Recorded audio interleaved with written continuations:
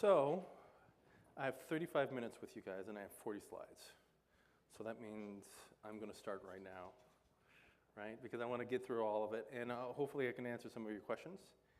And it'd be great to talk to any one of you who has more questions about what I'm going to go through. But so I'll start it off.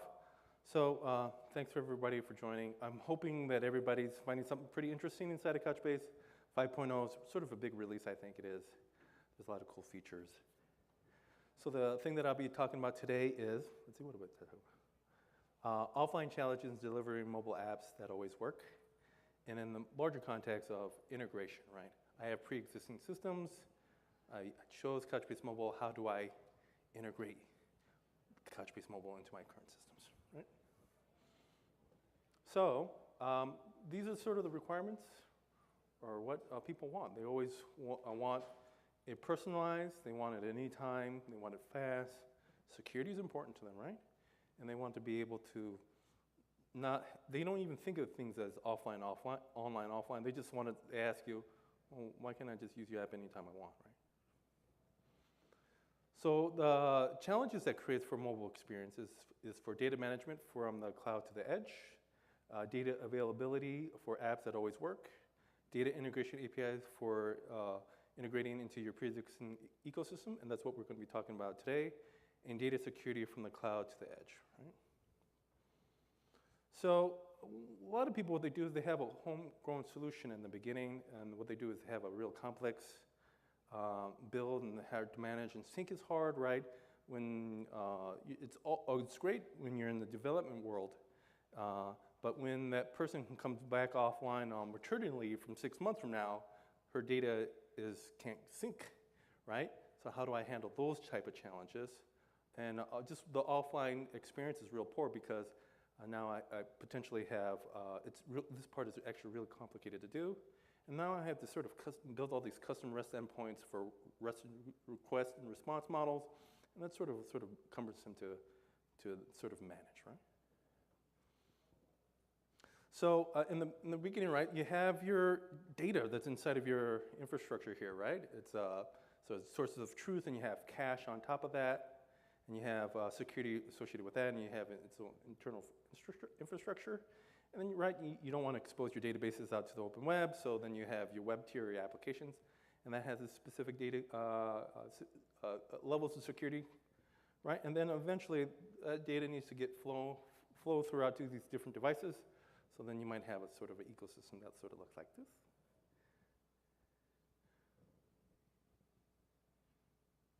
So let's talk about Couchbase, the mobile full stack solution. I'll briefly go over this.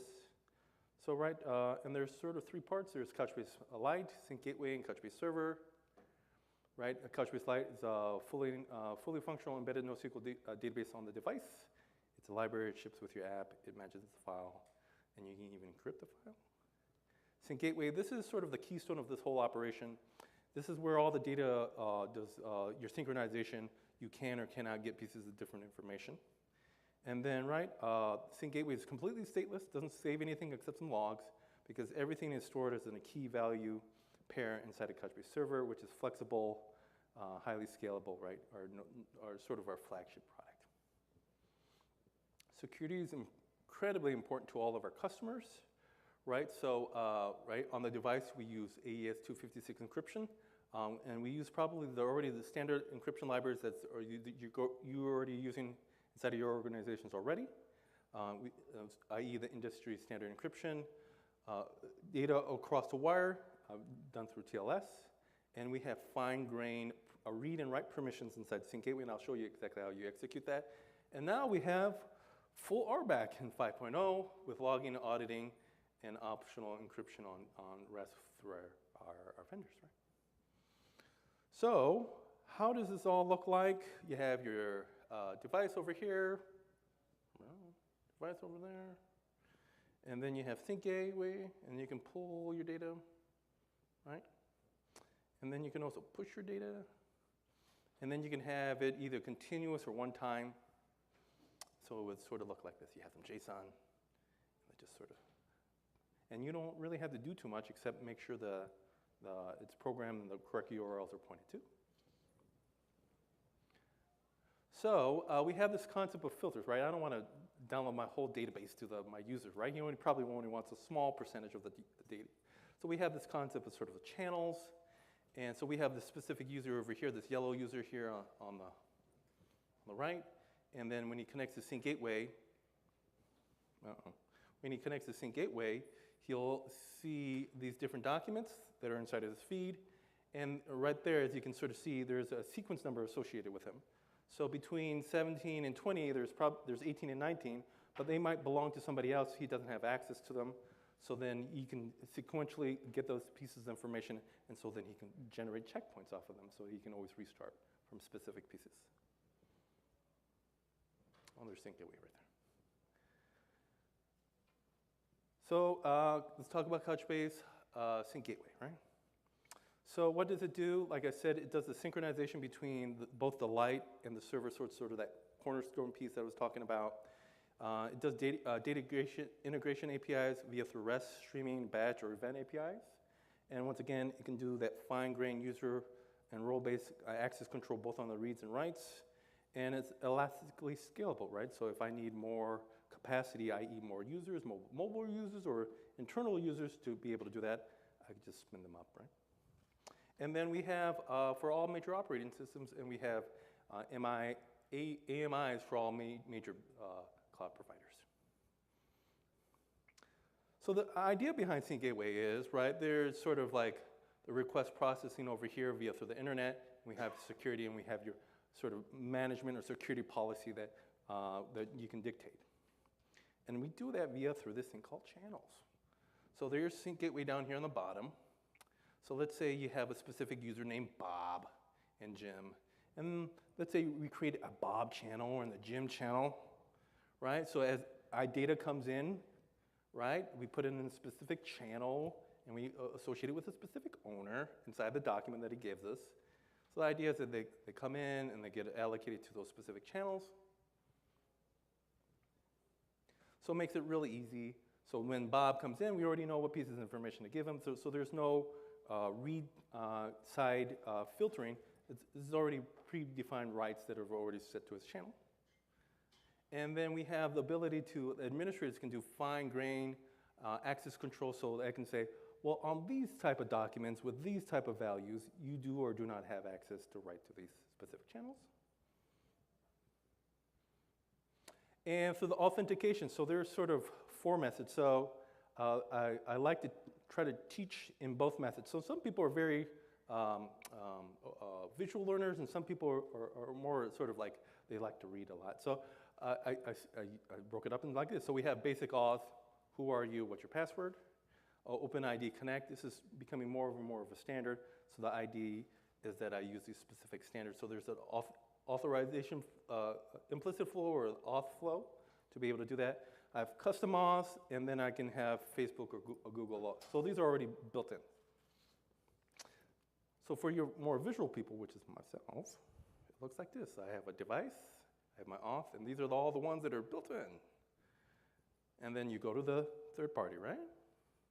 And it says, oh, okay, what user, does that user exist in Sync Gateway? If you do, you get a cookie, and then get the cookie back. So on the request, response to that request, you get this. So when now I do a push or pull, I just pass that cookie along. And that cookie has an expiration of 24 hours, but you can make it minutes, hours, seconds, or days, months, or even years, right? We have one user who has that cookie for years. So the most important question I usually get on this is that cookie gluten-free? Answer is yes. So Sync security model, right? So let's say you have a specific user, and he's a pilot. Let's call him Bob. And you have some documents. So he needs to have access to this piece of information. So Sync Gateway does this sort of security grant. So naturally, documents have a tendency to get grouped together. So maybe I want to group them together on the West Flights channel. So he has access to all of these, right? So he doesn't just have access to this one, but all the ones that are associated with this or inside that channel. And right, usually you have more than one user, And then you have a tendency to group together, and you don't have to do this, but you can. You have this as sort of roles, right? So these are all the West pilots. So whoever's in West pilot maybe have access to all of these documents, and that document is inside that channel. Make sense to everybody? Awesome. So let's create a user. So inside of this URL, there's a specific administrator URL that's not exposed to the public, hopefully. And this is how you do it. You just do a simple post, right? Create this username, Bob, password or 1234, and arbitrarily you can call them West pilots, you can call them delivery driver, truck driver, nurses, whatever you want to call them. And right now, the security policy is pretty relaxed. Star, meaning he has access to everything inside the database. Probably don't want to do that. You probably want to do something like this, right? Bob's flights, maybe the public channel, right? So this is optional, and you don't have to do this, right? You can create role documents, right? And then it's just create this a role called West Pilots. And all those people who are on West Pilots have access to these channels. And guess what? Bob's a West Pilot, so that means he has access to these. So in theory, I could just put these inside of over here, but maybe sometimes, once again, things have a tendency to naturally group, and you might want to do this, right? So this is how you do CRUD in Sync Gateway, and every time you insert data through this method, it will sync, i.e. that changes feed or that yellow feed will be able to be sent out. It's relatively pretty easy. You do a put or post for create, and you add your JSON, you update, you add your JSON, you read, you want your document ID, and you get some JSON, you delete the JSON document that you want.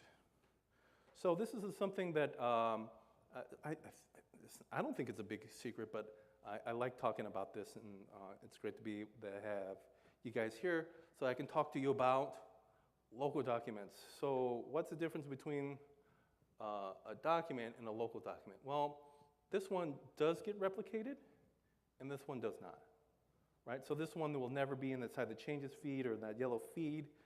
So why do I need that? Well, maybe I want to have something specifically inside that local document that's associated with it. Couchbase Lite uses it as its own internal checkpoint and puts its sequence number inside of there. But there's just an option where you can put documents that are associated with that sync gateway that's local that doesn't get replicated, right? And the same things, all you do is, same processes, but you put underscore local to do the same stuff. So and the good thing is, the Sync Gateway's REST APIs, right, there's public exposed. So you can go over here to this URL, right, and you can sort of see all the common methods that are available. And then we have a nice, pretty Swagger page if you really want to use that to generate your URLs. But all those specific methods are exposed that you can use. So another thing that I like talking about, and a lot of times you have to get people sort of early in their prototyping, you need to ask them, what's your data lifespan, right? Are you going to keep it forever? Healthcare companies usually have a requirement of 7 years, right? Or maybe operationally, you only need to keep it for the next 3 months or so, right? So nobody wants to go up and clean their data all the time with the cron jobs and all those other things. Maybe I want to put a specific TTL or time to live to expire on that document, so it sort of naturally sort of falls off, and then I don't have to worry about any kind of cron jumps or anything like that. It automatically does it for me. And we do it is inside the JSON document body, right? You just put in your explicit time, and if it's under 30 days, you can put in an integer in seconds, and if it's above 30 days, i.e. like 5 years from now, you put in the specific timestamp of 5 years from now, and it'll honor that timestamp. So there are sometimes I need to delete some information. So once again, I want to actually physically remove it. So what's the difference between an administrator delete and sort of the traditional delete? The traditional delete is actually an update saying, hey, this thing is deleted, i.e. a tombstone, right? Somebody's been offline for a long time. I need to tell them about that delete, right? I.e. that, so it moves up the revision up one, so when it gets synced down, they know they shouldn't have that document. But sometimes I just want that document to be gone. And you can do that through admin document purge. So this one goes on a different port, right? This goes on the administrative port, and you put in your document ID in the revision. Most people put star to get rid of all the revisions. And that document will be gone from Couchbase Server. So that means if somebody missed that document during replication, it's not going to be inside their changes feed for them to consume. Okay. So now that we created this user and we authenticated this user, let's say he gave us this JSON document, right? Oops. Here we go. So he gives us a JSON document. What are we supposed to do with it? We have this sort of concept of channels over here. How do we put this over here, right? But more importantly, right, we need to probably check some stuff, right? So we need to probably check what document type it is, because maybe I want to have a specific logic based off of the document type, right? It probably should at least go into one channel. And then maybe I have another requirement. Are they the author of this document that they want to change or update? And in Sync Gateway, through the sync function, you can. But more importantly, I need to put some security behind this thing. So do they have access to the channels that they say that they want to have access to, right? And Sync Gateway sync function will let you even do that. So inside Sync Gateway, there's a JavaScript function that it does which you use your security policy. So remember that fine-grained administrator control. This is where you control it. So there's that document that he gave us from before. There it is. And right, we want to check what type of document it is, right? And the fact that that element exists, right? That'd be pretty smart. Right? And then you want to do channels by, make sure it at least has one channel, right? That'd be nice. And then what we can even do is pull the old version of the document from the server. So the whole point of this evaluation is we intrinsically do not trust this new document, but we probably hopefully trust the old one that's inside our server. So what we can do is we can do a require access. So inside of our old document, maybe we put in who wrote that piece of information. Maybe we say Bob wrote that information. Maybe. So who gave us this document? Well, Bob gave us this document, right? It's an evaluation. We authenticated him. He's pushing this. So then we can just do a comparison. And if that is true, i.e. he is the author of this document, then we proceed to the next step. Right? So maybe I have a requirement of, well, you can create as many tickets as you want or documents as you want, but you can't delete them, right? Maybe I have some regulatory requirements, right? So do you even have access to the documents that you say you want to have access to? So Bob says he wants to write to these channels. How do we check to see if he has access, right? Well, once again, we know what he has access to because, right, it's inside of those permissions that we gave him access to. We know who it is. So we just do two array comparisons, and then if he has access to those things that he says he has access to, then we write inside the channel. So all those people who have an open TCP connection, listen to for the changes feed, that document will be put inside that specific channel, and if he has access to that channel, he'll sync it down. And then if not, it's inside of the sequence number for him to be waited. We're waiting for him to consume it, so it comes back 2 minutes, 2 hours, 2 weeks, 2 months, 2 years later. It's right there for him to consume. And these are the other methods that are available inside of there, right? Require access, require roles, require users, require access. So you can even share channels. So inside of here, I can give the access grant to somebody else. And then, right, maybe if there's an exception, I want to throw to the client, hey, you broke this because of X, Y, and Z, and you want to print out why you broke it. And pro tip, I use this all the time. This is JavaScript, right?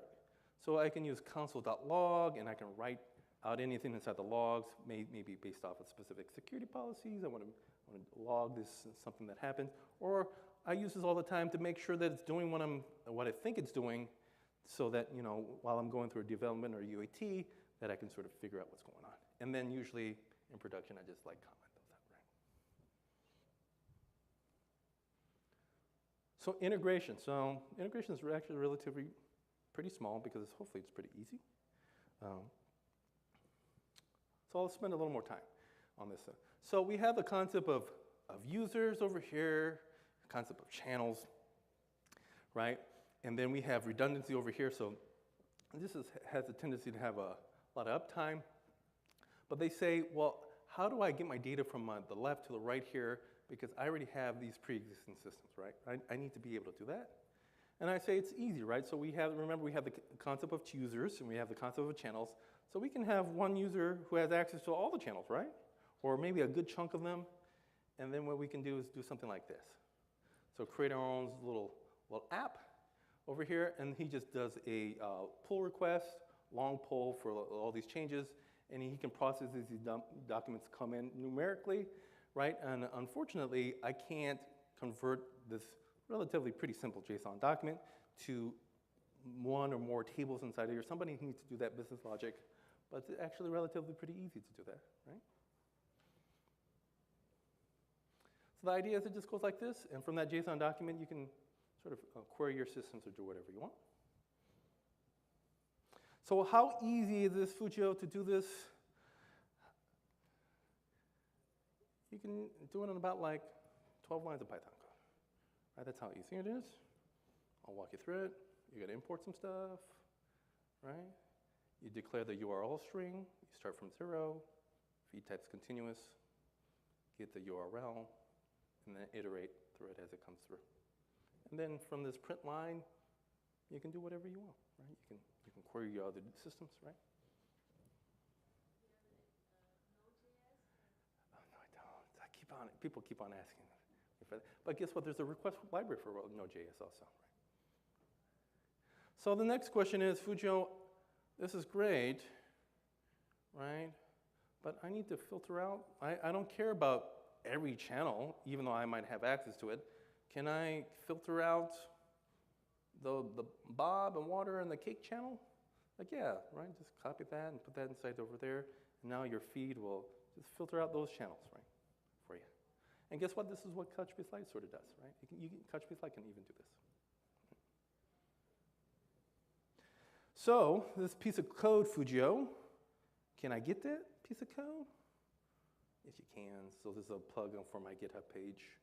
And where is it at? It's GStream demo. I swear it's about 12 lines of code, 45. So the next question I usually get is, we have these streaming and batch APIs via through this data feed. One of the questions that I get, and I get a little more technical about this, is Fujio, in my ERP systems, right? I inserted 100 orders, right? And so then I have 100 JSON documents here in Couchbase Server and Sync Gateway, but when I look, there's 99 orders, and I still have 100. But how do I know which one is which? I have this eventing logging thing. How do I know which ones I need to look for? Well, I need to be able to query over here to see these 100 orders. Now I have 99 and 100, and then I say, oh, this is the one, or this is the one that I know has been canceled. They didn't tell me it's canceled, it just told me it's gone.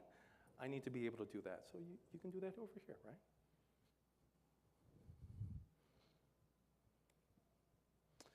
So next question is, I need HA in my app, Fujio. Right now, if something happens to that app, my systems don't get sort of get impacted, i.e., they don't get the information. So how do I do that? So the idea is this, right? This thing goes down. How do I sort of recover from this? And they say, how can I make this more resilient? And I said, the only way to make it more resilient is to have more of them. So what am I talking about? So I have this specific app at this specific IP address, and I have a backup one. So it's sort of the mirror copy of it, right? And both of them listen to the changes feed, right? And guess what? This is where you need local documents. So there's a local document that they both can read and pull, and it has the timestamp of when they last processed it, the sequence number they last processed it, and the user who took it, right? So don't make these poll at the even amounts. Make them odd, or hopefully prime numbers, right? You don't want them to run at the same time and start conflicting over this local document. But this is sort of the idea of that these apps can sort of work together. So if that one goes down, right, then X amount of time after pulling that and seeing that there's changes feeds, the changes feeds, right? According to him, this number is increasing, but nobody has changed it since the last 5 minutes, 2 minutes. Maybe I should take over. And when I do take over, I'm going to update who I am so that when and if he comes back, he says, oh, somebody's already taken over, right? This is one way to get AJ. So another question that I usually get is, okay, how do I sort of leverage it for more than just this, right? Right, so how do I sort of use this to larger parts of my business? So what you can do is, right, we actually make it relatively pretty simple. So you post this or put inside something inside your Sync Gateway. It's stored inside of there, and then, right, we just use these REST calls, right? So this person, maybe he might want to have a continuous pool, and that person might want to batch it every 2 minutes, right? And they keep track of their sequence numbers internally inside of over here or back inside of here. It just depends on what you want to do. So if you look at it this way, there is no mobile in this world. I'm just using this as sort of a messaging or eventing busing system. I have redundancy over here. I have scalability over here, and that any one of these programming models or programming languages can connect up there and get my data. So even if you looked at it like this, you get mobile for free, right? You don't have to do too much, right? So this is a really great model for you to go after. And naturally, I found what ends up happening is that, right, marketplaces sort of naturally develop inside of an organization, i.e. PMs sort of negotiate using each other's sync gateways, right? So what ends up happening is I have a sync gateway that does this, and then I have a new app that maybe does this and puts it on a different channel, and my mobile app needs to be able to consume this piece of information. And then I have a sync gateway that has private data. So the good thing is the mobile data maybe can have a pre-snapshot of the database. They don't have to log in, but they can sync from over here. But as soon as they log in or create an account, then they get the private data from over here and sync it up. Maybe it's in the same database, probably in a different one. One's encrypted with this public information. Another one is empty but encrypted, but then I input my specific pieces of information. So why don't I have it over here, all of these in one sync gateway, right? Maybe the data is very similar, so you don't want the rules to trample over each other that you've said. Maybe they're in different locations, right? One's in the middle of the country and the other one's on the West Coast. And maybe you have different security policies. I have one customer who when they want very sensitive information, PII, PCI, they need specific new hardware and firewall specifically for them for all that information. So it might be because of physical. And then this one might have a very simple sync function, right? One role, administrator, channel, right? I've seen some people will go to production with very, very, very basic sync functions, right?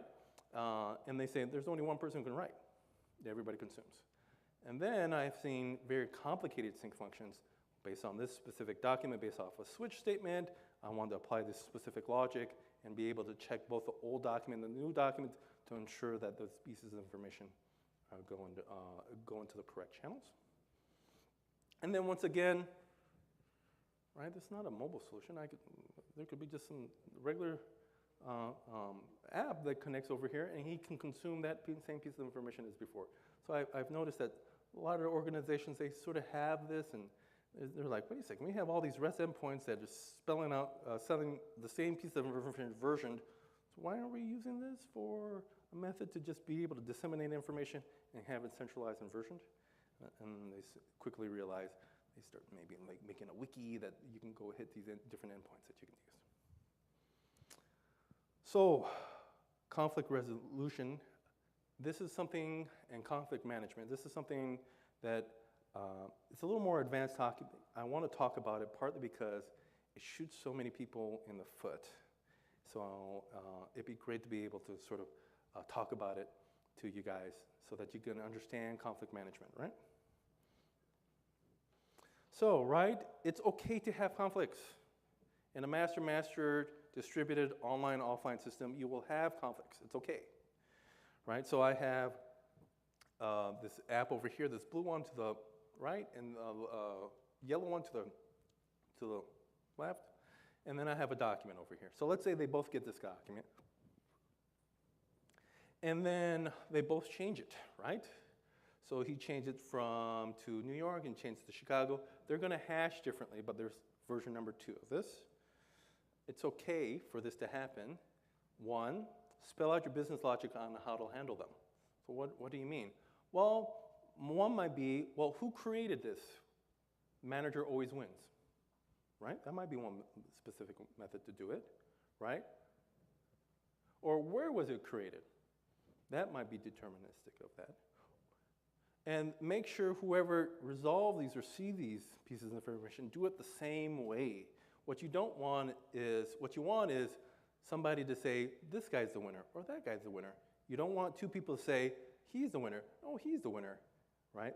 You don't resolve conflicts, right? So just make sure you just identify those rules and make sure that everybody who sees it identifies it the same way.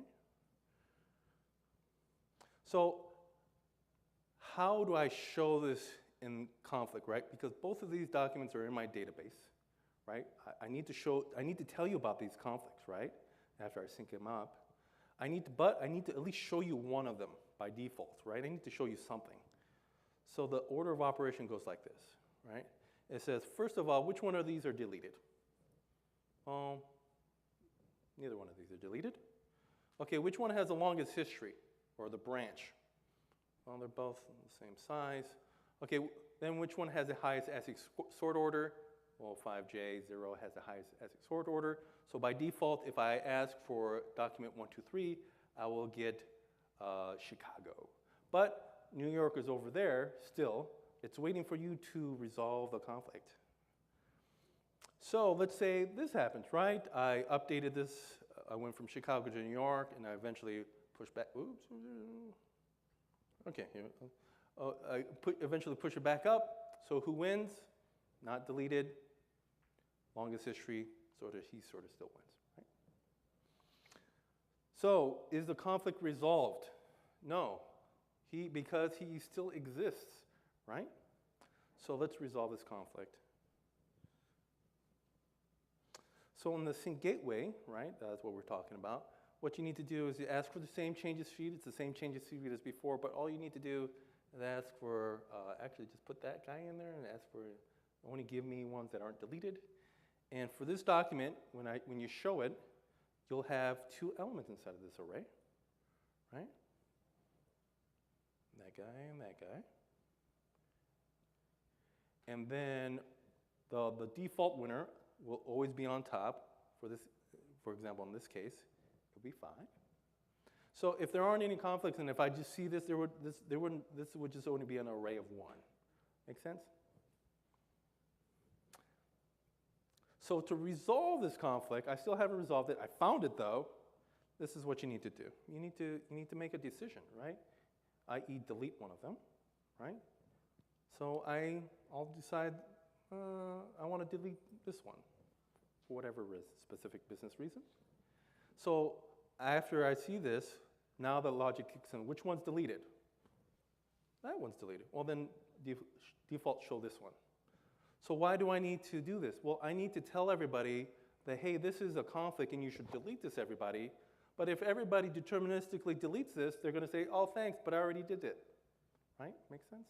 So that's why, because what you don't want is him to be deleted and him to be deleted. Now you don't have any data. Right? So you have resolved the conflict by what you do is you have pruned the tree, right? So there's these 2 branches, and you say, this branch, do not use that branch, and tell everybody that that branch is gone. And Fujio, I don't want to write all that code. It says, I got your back.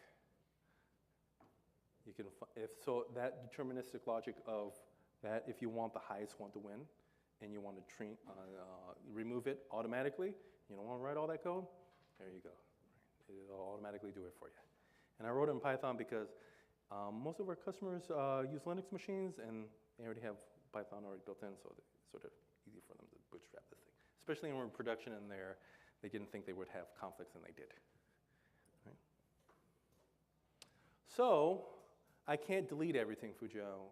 Sometimes business logic won't let me do that. I need to do this. I need to do a prune. So I might say New York and Phoenix is in this version, and then delete that. I still need to manage the conflict. And you can do this infinite number of ways to be able to merge this thing based on your specific logic. Make sure everybody does it the same way. Right? You don't want this to be a different hash, and then it gets into a bad cycle for you. But just make sure you do that. So this might be an option for you. So convergence, and I only have a few minutes left. This is what convergence is. Fujio. Right now I have to do this. I have via through arrest. I don't want to do that. Can I use the SDK to update the JSON specifically and sort of push that document to the device? You mean, do you want this? And the answer is yes. As of today, as of the GA builds of 5.0 and Couchbase Sync Gateway Mobile 1.5, you can do this, right? So, well, then I should just use this, Fujio. Hold on. We give you options because you might want auditing, right? Because let's say, once again, I have this specific user over here. I have Sync Gateway over here. I have Bob, and he has access to the Bob channel. How do I know it's synced? Or how do I know it? I want some auditing. Inside of the Sync Gateway logs, they tell you who, at what time, got sent what pieces of information, and then, right?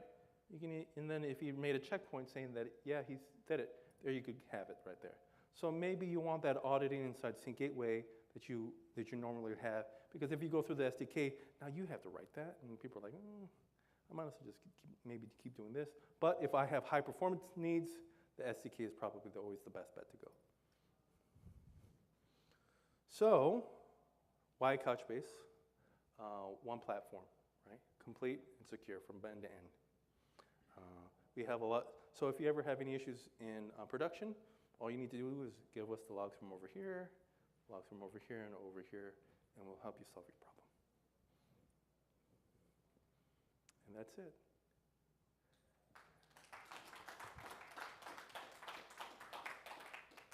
So I think maybe I have a minute or so. Does anybody have any questions? Yes, sir. Oh, good. In the case of Convergence, where it's importing documents via the SDK, do those documents get processed by the sync function? Yes, they do, okay. Right? So, and you can even explicitly tell it to say, besides the fact that it goes through the sync function, you can preemptively sort of block those documents saying, if it has mobile enabled true, then process it. If it doesn't, don't even go through the sync function, right? We have that ability to do so. So maybe I have like a profile store, and I want the user to eventually edit that, right? But maybe there's some other pieces of information that I don't want them to have. How do I control that? You can do it through that method. Okay. Yes? Small question. If I want to add a channel to a user or modify the channels, right now I have to delete the user. Oh, what? And then, Oh, you can just do a post and add or subtract different admin channels inside of it. Okay, I just don't know how to use it. Okay, Okay, yeah. Okay. Right. Yeah, you don't need to delete that user, right? You just do, probably you want to pull that user, and you say what things that he has access to, Bob, pilot, and public, and when you repost, just add a fourth or give them new roles, and then it automatically, right? Yeah. Any other questions? I want to tell you about some other cool stuff, but I can't. I already told some of you guys already, but maybe next Connect I can tell you about all this cool stuff that's coming through Sync Gateway. All right? Well, thank you so much, everybody.